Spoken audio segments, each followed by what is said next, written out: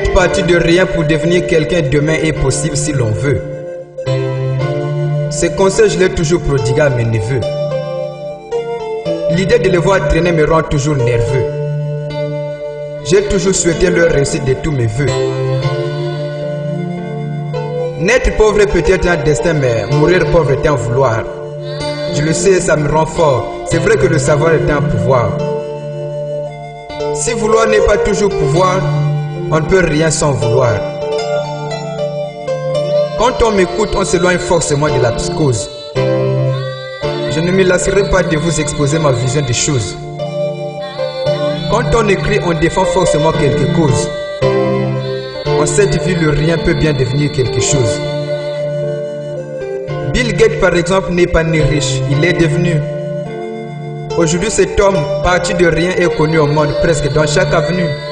C'est grâce aux efforts que cette richesse lui est venue. Aux yeux de ça, on le connaît quasiment dans toutes les rues.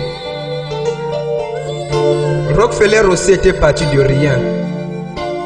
En ses débuts, il n'avait vraiment rien. Quand il bâtit son empire, il n'eut besoin de personne ni de rien. Inutile donc de répéter cette phrase toute faite que je n'ai rien. Tout le monde peut donc bien réussir, même les Nigériens. La réussite n'exclut personne, ni ceux du Proche-Orient. Les Occidentaux les détestent, moi je ne leur reproche rien. J'aime pas qu'en disant merci, l'on me réponde toujours de rien. Toi aussi, même parti de rien, tu peux réussir. Cesse juste de croire que tu es né pour souffrir. Ce n'est pas en croisant les bras que la réussite peut s'offrir. Pour arriver à quelque chose, il faut agir. On arrive à rien en restant les bras croisés.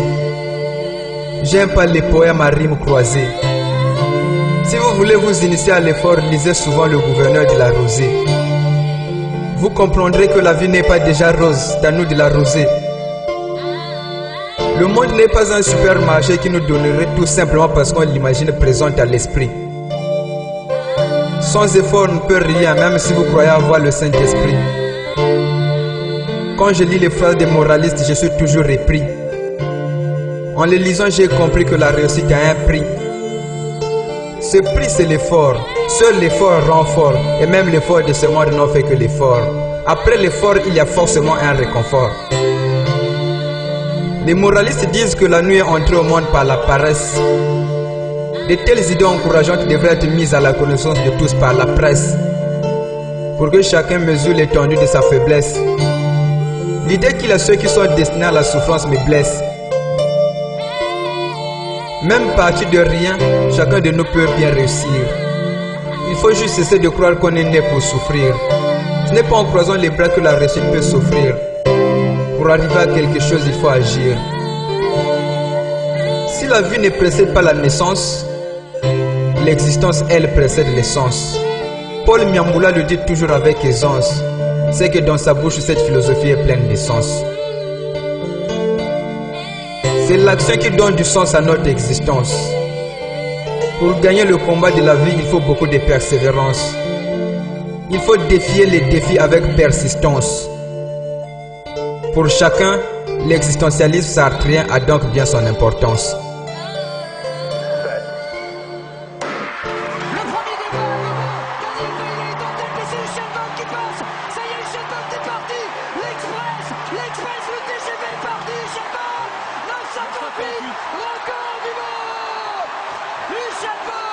Recule les limites humaines. Ici à